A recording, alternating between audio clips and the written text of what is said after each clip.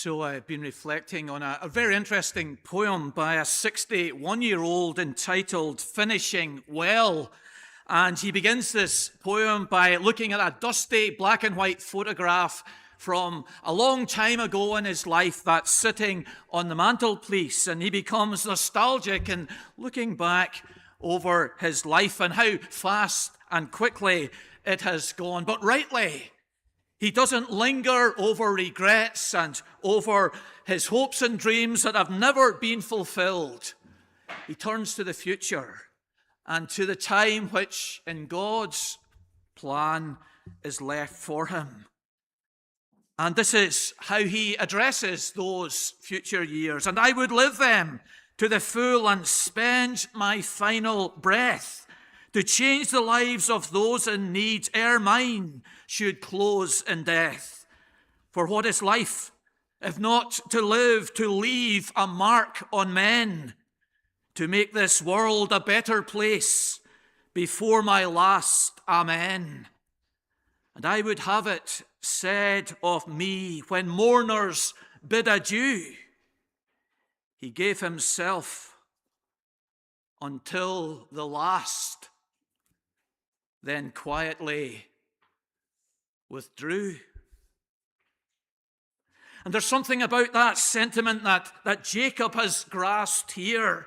He has come down to Egypt. He is a man of 130 now. He recognizes his frailty. He's hardly able to stand. In verse number 7, Joseph brought in Jacob. The word is, they carried him in. And you see the verse goes on, and stood him up before Pharaoh. Here's Joseph on one side and someone else on the other side holding this old, frail man in the presence of Pharaoh. But Jacob is determined by God's grace to finish well. And he grasps the moments and opportunities that are available to him. This one in the presence of Pharaoh, which is over in a flash. And then the next chapter with Ephraim and Manasseh, the sons of Joseph.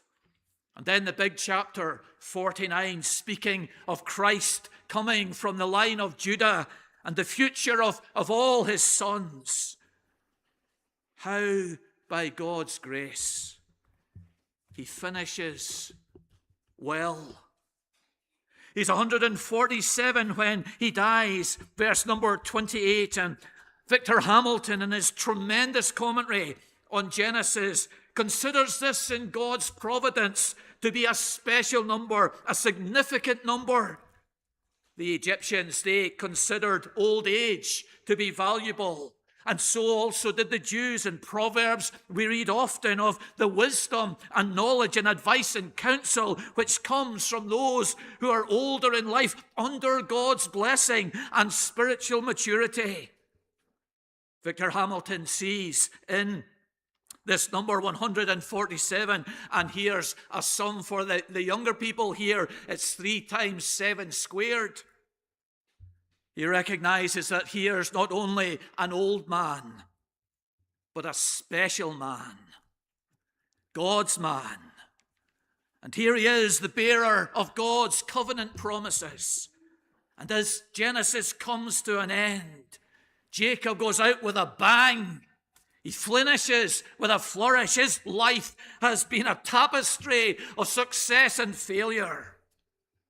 But he finishes well, blessing his sons, blessing Ephraim and Manasseh, blessing Pharaoh in this chapter. So it's an interesting concept, isn't it? This whole idea of God blessing unbelievers. He does this twice, verse 7, verse 10. He blesses Pharaoh. And we want to think of it this evening and to see how this is exhibited for us in this chapter. And perhaps some of the comforts and challenges that we can carry with us. It may be struggles to enter into our theology and into the way we view God's working. But here it is. God blessing.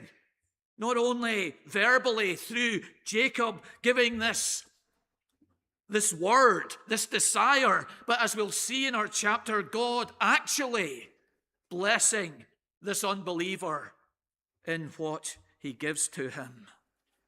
So let's think first of all of God blessing. Only 3 points tonight, sorry about there was feedback at the lunch table, so 3 points here. God blesses unbelievers because of us in verses 1 to 12.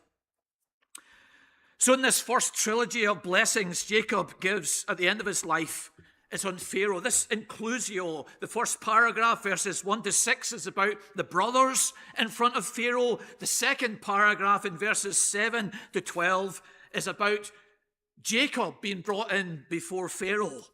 And as it describes Jacob before Pharaoh, what a moment.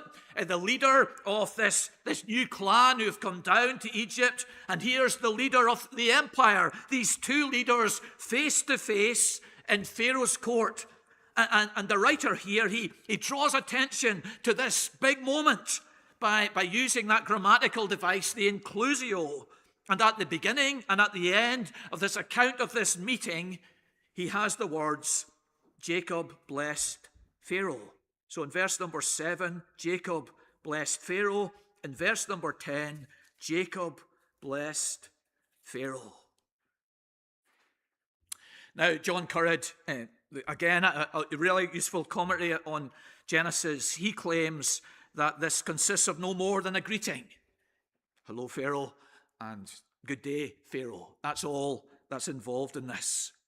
Now, he cites some Old Testament examples where this blessing of the individuals is like a greeting. So, for example, the laborers in the fields at the time of Ruth, they saw Boaz coming down to the fields, and they saw their boss, and they lifted their eyes to him. They were dependent on him. He paid their wages. He gave them work. And so they addressed him and said, "The Lord bless you." And Currid says, well, there's an example of this idea of blessing someone when you meet them as being no more than saying hello, good morning, a term of respect. But other commentators, I think, are right in pointing out that even in those instances where, like in Ruth, that idea of blessing someone where you meet them is mentioned, there is a sincere desire that the person would be blessed by God. It's not just empty words. It's not just a shallow greeting, but rather the laborers of Boaz were really desirous that God would bless Boaz with an abundant harvest. And so here we're not just to follow the idea that this is a superficial greeting by Jacob to Pharaoh, but rather here is the bearer of the covenant of grace. Here is the object of God's blessings on humanity. Here is the one to whom God has given the promises. And it's this one who blesses Pharaoh.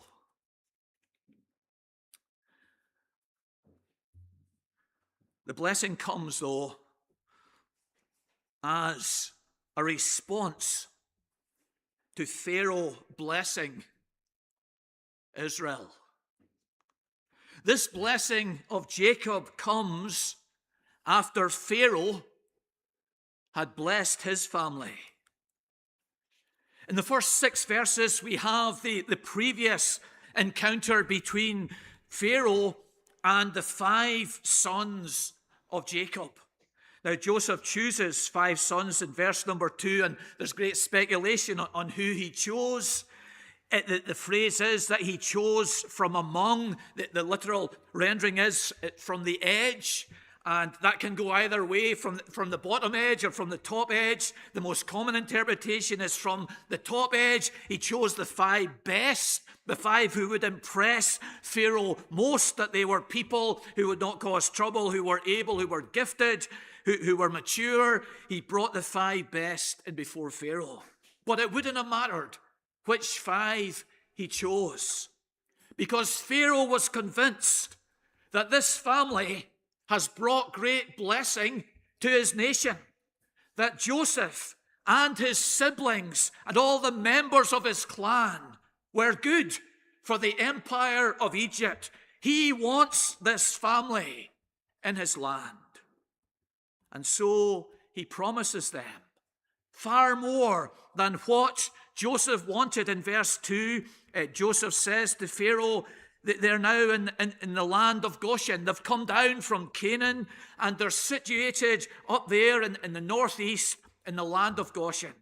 And he's sowing this seed in Pharaoh's mind. This is where Joseph wants his family to settle. It was suitable for their herds. It was away from the temptations of the big cities. It was near to the land of Canaan, where Joseph and his family believed God would take them. But Pharaoh goes beyond this, doesn't he?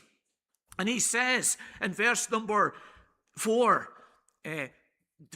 he says to Joseph, their representative, the one who could carry all of this out, your father and brothers have come to you. The land of Egypt is before you. Settle your father and your brothers in the best of the land. And he goes further, and if any able men are among you, put them in charge of my livestock. So here is Pharaoh, and he is blessing Israel. He is giving them the land. He is caring for them. He's providing for them. He's been so generous towards them. And as they bring Jacob in to see Pharaoh in verse number 7, as they're carrying them in, you can see this. Here's this old, daughtery, weak man. He can't stand on his own legs, but he's been brought in to Pharaoh by Joseph and another brother. And as they're going in to the court of Pharaoh, Joseph is whispering into his ear, Pharaoh's been kind to us. Pharaoh's been generous to us. Pharaoh's given us land to live in and to prosper in. And so the first thing that Jacob says to Pharaoh is, may God bless you. You have blessed us. May God bless you. This was the promise that God made to Abraham in Genesis chapter 12 and verse 3. I will bless them who bless you. And Pharaoh has blessed them in a great and in a generous way. And now Jacob, latching on to God's intention, God's design, says,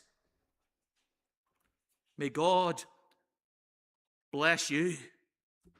May he prosper your empire. May he grant you long life. May he give you wisdom. May he keep you from your enemies. May God bless you. And this is a principle that we see in the Bible in numerous places. That those who love the church, that those who bless the church, even though they are unbelievers, are blessed by God. The blessing is temporal. The blessing is tangible. The blessing is not salvation here, as far as we know, and we'll see. But it is a blessing from God. So in the book of Ruth, we have Boaz meeting Ruth for the first time out in the fields. And Boaz speaks to Ruth and says to her, I have heard all that you have done for your mother-in-law. And he goes on and says, the Lord repay you for all that you have done. So here is this idea that God will bless those who bless us. That kindness shown to God's people will be rewarded and repaid by God. In 2 Timothy in chapter 1, we have a character that we know very little about, a man called Onesiphorus. And the Apostle Paul dwells on Onesiphorus for 3 or 4 verses, Paul is in Rome. He is imprisoned in Rome. He is isolated from many other people. He talks about how all people have forsaken me. But there is this man, Onesiphorus, who has traveled from Ephesus, perhaps on business. And by all accounts, he's an unbeliever. But he seeks out Paul in prison, Paul says. And he's refreshed me. He's not been ashamed of my chains. Here's an unbeliever ministering to Paul in his loneliness and in his need, perhaps bringing him refreshments, perhaps bringing him funds that he can purchase, elements that he needs. And Paul desires that Onesiphorus will find mercy from the Lord on that day. Here is a man who has blessed the church and the servants of the church. And Paul in the ilk of Jacob here, and in the ilk of Boaz, based on this Abrahamic promise that God would bless him because he has blessed us. The opposite is found throughout the Bible, isn't it? Alexander the coppersmith has done me much harm. The Lord reward him according to his deeds. The book of Obadiah, as we were singing in Psalm 137, focuses on the nation of Edom and says, because of violence done to your brother Jacob, shame shall cover you. God blesses those who bless his people, and he curses those who curse his people. So God blesses because of us, because of their kindness to us, because he loves us, because we're the apple of his eye, those who treat us kindly. We read of this morning in Matthew 10 and verse 13. Here's the apostles going out into the towns of Galilee, and it says, if the house is worthy, that is, if they receive you into their house. Here's a family of unbelievers. They've never heard the gospel before. The apostles knock on their door. James and John are there saying, can we stay with you until we evangelize this town? And this family of unbelievers say, come on in and stay with us. If the house is worthy, let your peace come upon it. I will bless those who bless you. So what a principle for us to carry away into our week and into our prayers. But secondly, God blesses unbelievers through us. We're in verses 13 to 26. And perhaps unbeknown to you, there's a lot of questions among scholars about this paragraph. Why is it here? What does it add to the story of Joseph? And how do we square Joseph's behavior here of exploiting the desperation of the poor by taking all their money, all their livestock, all their land, all themselves? How can this be admired or justified in any shape or form? So this is a problematic paragraph for a lot of scholars. What is its purpose? What does it contribute to the story of Joseph?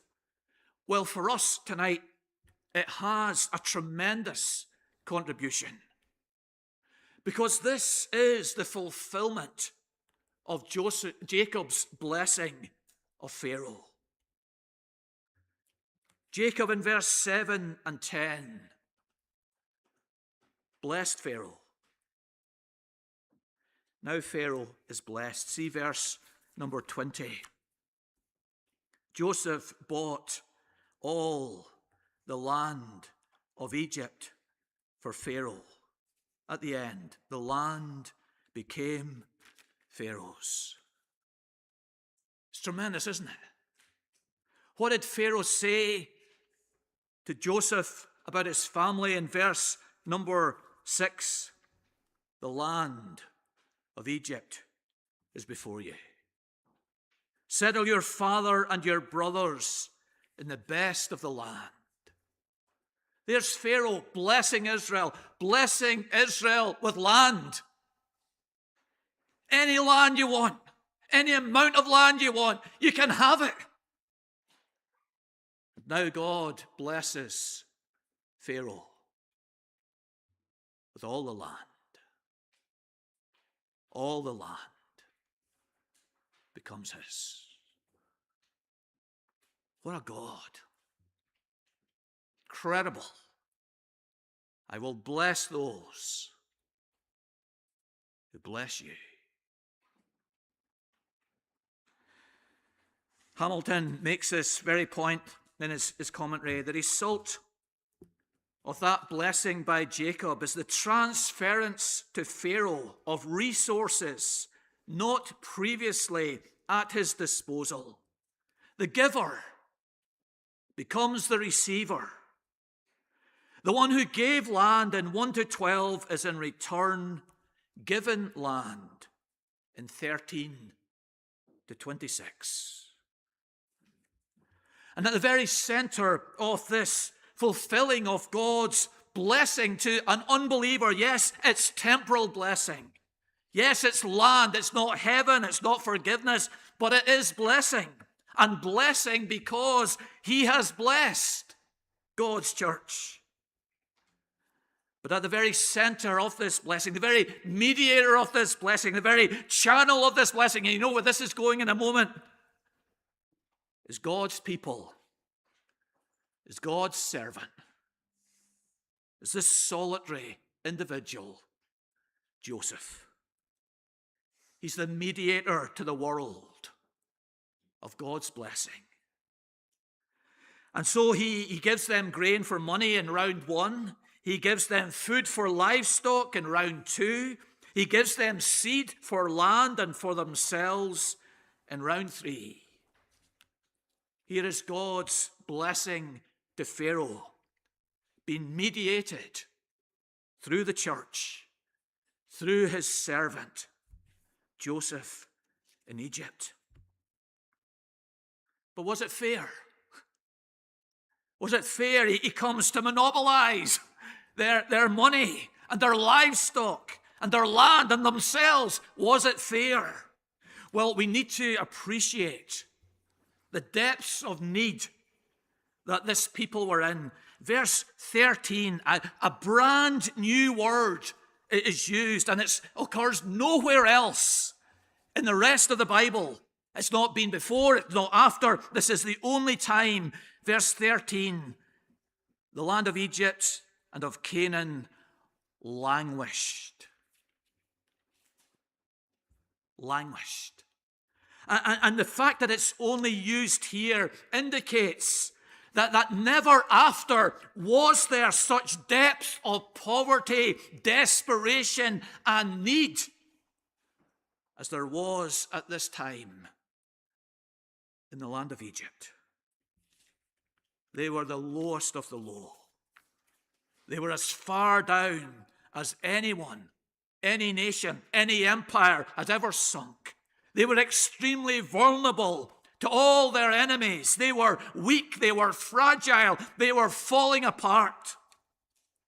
But in that desperate circumstance, by the skill and the care and the wisdom of God's mediator of blessing, Joseph, the whole empire was preserved and strengthened for centuries to come. And there's 2 statements that emphasize and vindicate Joseph's behavior here, one by the people and one by the writer of Genesis, Moses. The first by the people in verse number 25. You have saved our lives. They weren't complaining that their money was gone, that their livestock was gone, that their land was gone, that they themselves were servants of Pharaoh. They were just so grateful to the wisdom and the skill of this leader that God had set among them. You have saved our lives. And then the other comment that's made in this whole process, in this paragraph of God mediating his blessing through Joseph, is in verse number 17. It literally is, in this the last sentence here, he supplied them with food. It literally is, he led them through. He led them through. And the word is used of a shepherd with care and skill and gentleness and patience and wisdom. It's used of God in Psalm 23 verse 2. He leads us beside the still waters. And of God in Isaiah 40 verse 11. He gently leads those who are with young. Here is Joseph acting like God. He's not greedy, he's not oppressive, he's not tyrannical, but he is acting like God. He's leading them through this dire and desperate situation, and the people are so glad of his skill, his wisdom, his care. Today is COVID Day, isn't it? 6 years ago, COVID broke out, and what a nightmare it was for leaders in circumstances they've never faced before. And we do and should remember all who have suffered by this. And here is Joseph in an unprecedented time of need and famine and desperation. And like God, the shepherd of his people, he leads them with skill and care and gentleness and blessing. God blesses unbelievers through us. When the students have submitted their assignment, the assignment was on preaching Christ in the Old Testament. And this student has an engineering background, and helpfully he has illustrated his points and methods with diagrams. And these pictures and diagrams that he has supplied for me will help me to understand the deep methods that he's explaining. And Joseph here is a diagram, isn't he? He's a picture for us, boys and girls and adults. He is a picture for us of Jesus Christ, the mediator of God's blessing. And what a picture Joseph is. There was no salvation outside of Joseph. He had all the power, all the wisdom, all the authority to save the people, but only he could do it. They had to come to him. And you and I have to come to Jesus. And the ends of the earth came to Joseph, and the ends of the earth have to come to Jesus, the one mediator of God's spiritual and eternal blessings. And as we come, we will say, God, we thank you that he has saved us. And then thirdly, a third dimension on blessing. And this is that God blesses. It's more than unbelievers now. We're stretching this out to believers. We're stretching this out to all people apart from us. He blesses because of us. He blesses through us. But then there's this tremendous counter that God blesses apart from us in the last paragraph, 27 to 31. And it's a wonderful way to end this study of God's blessing on the world. And in this paragraph, two blessings are mentioned. There's the blessing that's present of the development of the Old Testament church. See the phrase in verse number 27, they were fruitful and multiplied greatly. Now, this phrase is used in Genesis 1 in the command that God gives the creation to Adam and Eve. In verse 28, be fruitful and multiply. But this is more than obeying that command of Genesis 1. It was also given to Noah, you remember, coming out of the ark, be fruitful and multiply in chapter 9 of Genesis. But this is more than obedience to that command. God promised Jacob and Abraham that his people will go into a foreign land and that God would multiply them. Here is God's blessing.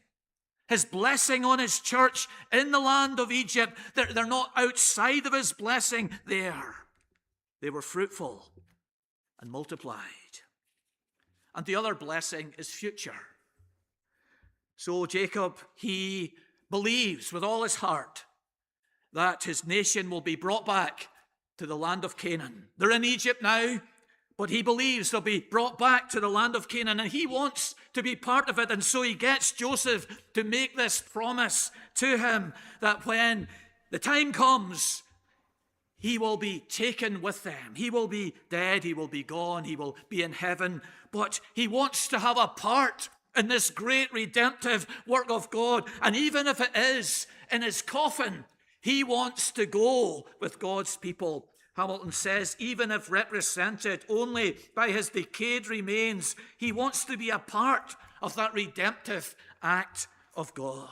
So here are two blessings in this closing paragraph. The blessings of the nation growing, the blessing future of God taking his people out of Egypt.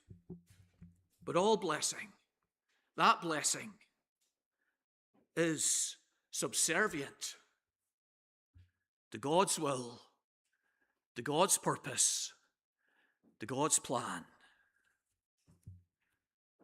Jacob wants the Messiah to come now. Jacob wants the Exodus to happen now. But in the last sentence, he shows his submission to God's will. He bowed himself on the head of his. The margin has staff. And I think that's what we should read here. The consonants in Hebrew for staff and bed are the same. And so in chapter 48, verse 1, bed is the right reading there. There's no vowels in the Hebrew, so it can be bed or it can be staff. When it comes to the New Testament in the book of Hebrews 11, verse 21, it refers to this verse. And Hebrews 11:21 says, it's staff, it's not bed, it's staff that Jacob bowed on. And so we're to see this man. We're to see him. Can you see him now? Bowing on his staff. It's a special staff. It's the symbol of him as the clan leader. It no doubt has an ivory handle and beautiful carvings on the wood of this staff. This is a long staff. This is an illustrious staff. You remember in chapter 38, Judah had a staff that was significant and important. Here's Jacob, the clan leader, and he's bowing on his staff. And that action is saying to God, God, I'm the leader of my people. I make decisions, but I'm not ultimately in control. It's you. He's bowing not before Joseph in gratitude. He's bowing before God in submission. I want to go and be buried in Canaan, but God, I bow to your will. I want the Exodus to happen soon, but God, all blessings are in your hands. This is like Jesus in Gethsemane, isn't it? This is what I want, Lord. Nevertheless, not as I will, but as you will. What a submission here. What faith, what trust, what humility. God blesses because of us. God blesses through us, but God blesses apart from us. The amount of blessing, the style of blessing, the time of blessing, Jacob is acknowledging here, it's not in my hands. It's yours, Lord, your time, your way, your amount. So we can make our plans. Anne Judson, at the age of 22, boys and girls, she wanted to be a missionary, and she married someone else who wanted to be a missionary, Adoniram Judson, and they went to what is currently Myanmar. But within 15 years, her life was ended. She wanted to serve long. She wanted to serve well. She wanted to serve effectively. But God's plan for her was different. And so we make our church plans, and we have great desires, and we utter those great desires and make great plans and good plans, as Jacob did here. But we also submit ourselves to the sovereign God who blesses when and how and who he will. So, we've thought this evening of God blessing unbelievers because of us, blessing unbelievers through us, blessing all unbelievers, believers apart from us. And so this chapter is emphasizing to us how central God's blessing should be in our life. And we know that in our health, our spiritual health, there are the roads to health of sleep, of diet, of exercise. And we know that to receive God's blessing, there are the 3 roads to spiritual health. Of being in Christ, we're blessed with all spiritual blessings. Of obedience to God, Deuteronomy 28 lists those blessings from God. And here in this chapter, of loving God's church, those who bless the church will be blessed.